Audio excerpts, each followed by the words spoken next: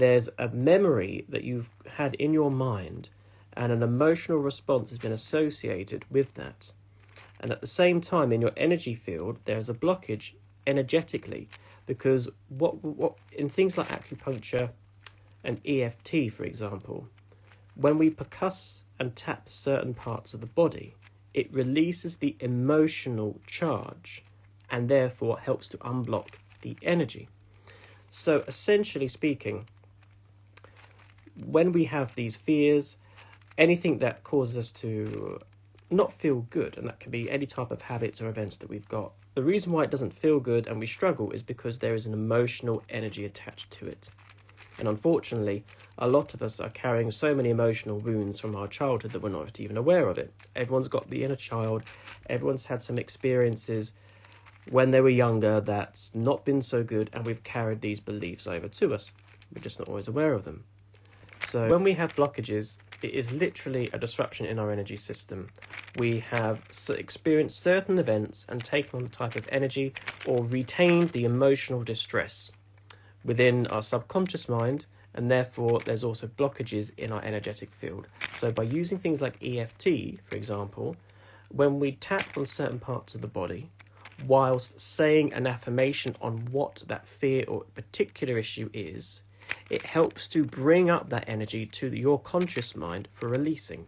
And when we tap on, when it's been studied, when certain parts of these meridian points, which is just underneath the skin, is percussed, it does help to release the emotional charge. And as it helps release the emotional charge, it rewires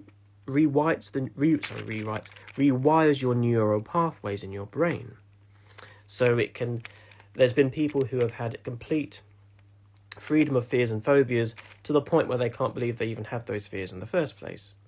And this helps, and it is understood when you think of what's called neuroplasticity, because for many years it used to be the belief that the brain can't change.